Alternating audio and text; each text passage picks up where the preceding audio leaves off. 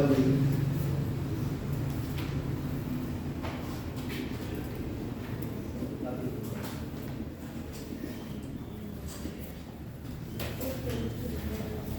एक त्रिभुज की भुजाओं के अनुपात 12:17:25 है।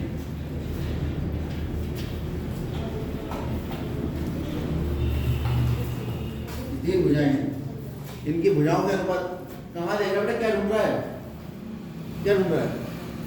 इधर देखो, समझाया करें तो बोर्ड की तरफ देखा तो समझ क्या पाओगे। अगर मान लो बोर्ड की तरफ नहीं देखोगे, कॉपी पेन में बाद में पेन चलाना, पहले ये समझ लो उसको। अच्छा, त्रिभुज की भुजाओं के अनुपात कितने हैं?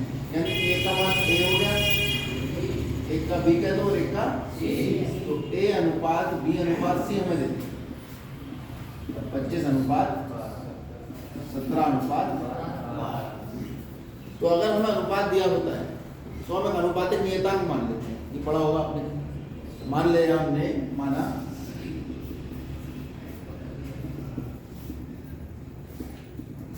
समानुपातिक नियतांक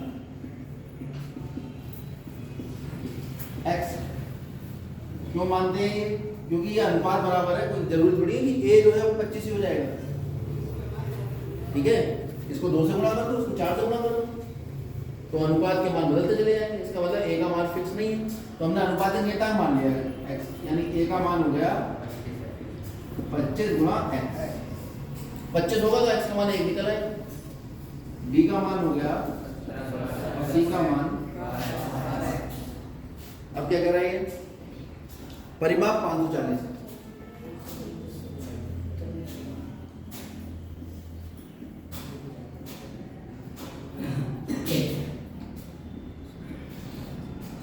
सेंटीमीटर परिमाप होती क्या है? भुजाओं का योग।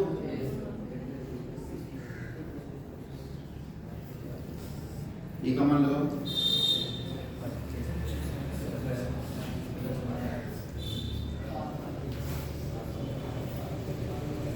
सात दो 9,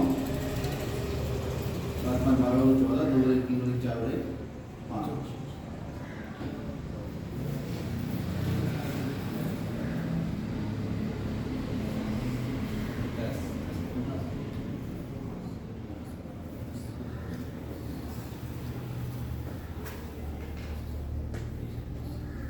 तो a बराबर आ गया आपके पास 25x था, कितना लिख दोगे इसे?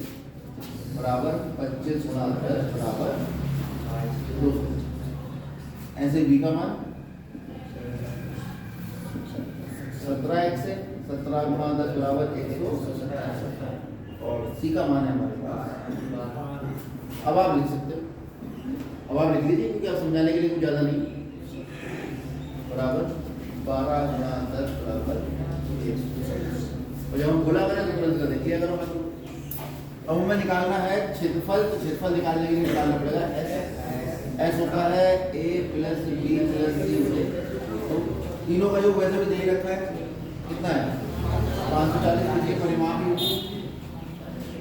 और जिसको समझ नहीं आए वो इन तीनों का मान रख के जोड़ दो, तब भी 540। तो एस का मान कितना आ गया?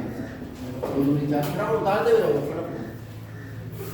तो त्रिभुज का क्षेत्रफल कौन से सूत्र से?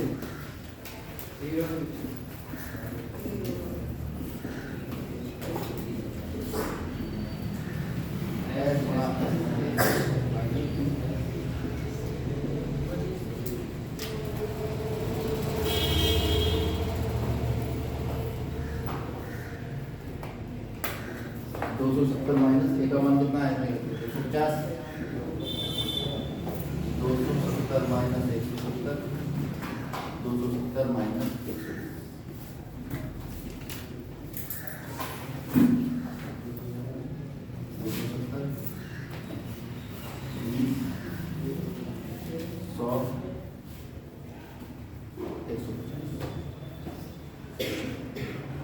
इसको लिख लो 27 गुणा 10 गुणा 2 गुणा 10 गुणा 10 गुणा 10 गुणा 15 गुणा।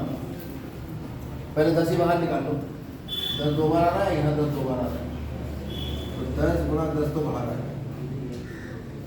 अंदर क्या हो जाए 27 को लिख सकते हैं हम 3 गुणा 3 गुणा 3 गुणा 2 ये वाला। फिर ये 15 बच रहा है, इसको लिख सकते हैं 3 गुणा 5 गुणा ये 10 को लिख सकते हैं 2 गुणा 5। जोड़े बनाओ, बाहर निकालो बेटा। कॉमन इसलिए नहीं होगा, गुणा में कहाँ कॉमन होता है ना, गुणा में नहीं होता है। तो 3 बाहर आ रहा है, फिर 1 3 और 1 3 ये है 3 बाहर आ गया, 2 2 ये है 2 बाहर आ गया, 5 5 है 5 बाहर आ गया। ये हो गया 3 दिया 9, 5 दूनी 10, 2 3 9000 सेंटीमीटर स्क्वायर आपका आ जाएगा त्रिभुज का। यही हमें ज्ञात है।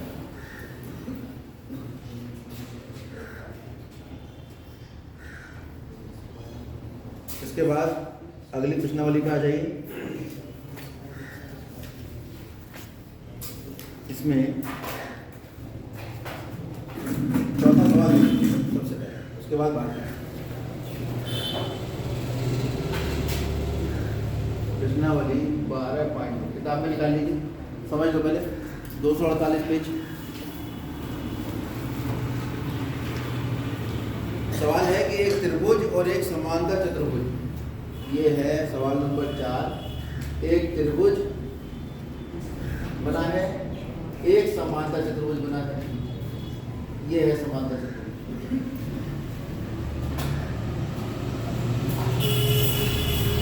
एक त्रिभुज समांतर चतुर्भुज का आधार एक ही है, दोनों का आधार एक ही है और क्षेत्रफल भी एक ही है। आधार हमने एक बना दिया और इनका क्षेत्रफल भी आपस में बराबर। कहने का मतलब है कि त्रिभुज का क्षेत्रफल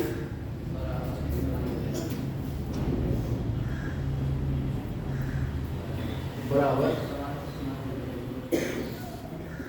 समांतर चतुर्भुज।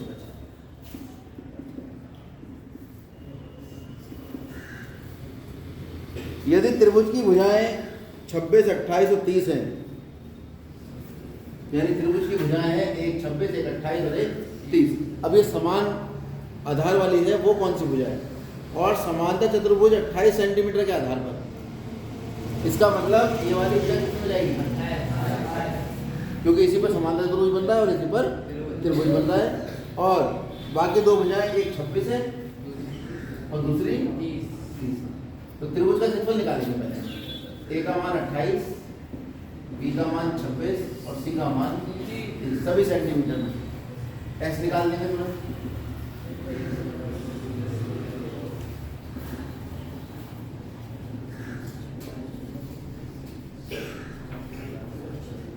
कितना आ गया? 8 से 14, तीनों में 5 गुना 8 बटे 2, 2 चौक 8।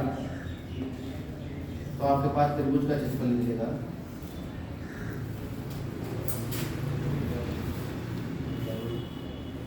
कौन सा सूत्र है?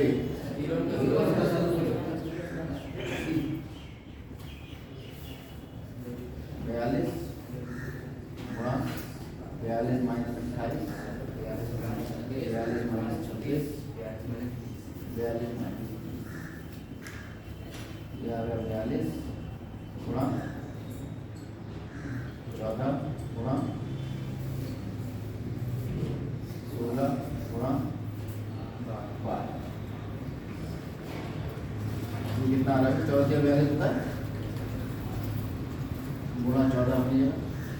16 को लिख सकते हैं 4 चौक 16 और 12 को लिख लेंगे 3 गुणा 2 गुणा 2। तो 14 बाहर आ रहा है, फिर 3 2 बार गुणा हो रहा है, 3 बाहर आ रहा है, फिर 4 2 बार गुणा हो रहा है, 4 बाहर आ रहा है और 2 ये आ गया 14 42 42 दूनी 4। ठीक है, 14 42 दूनी 84, 4 चौक 16 और 4 8 32 और 1 सेंटीमीटर की घात 2। किसका क्षेत्रफल निकल आया? त्रिभुज का क्षेत्र बराबर। अब हमें इसने बता रखा है कि त्रिभुज का क्षेत्रफल किसके बराबर है?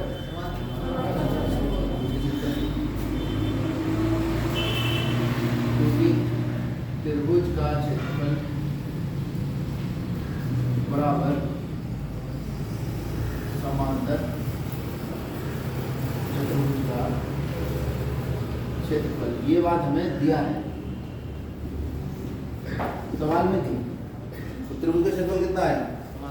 336 और समांतर त्रिभुज का क्षेत्रफल याद रखो होता है आधार गुणा ऊंचाई। आधार कितना है?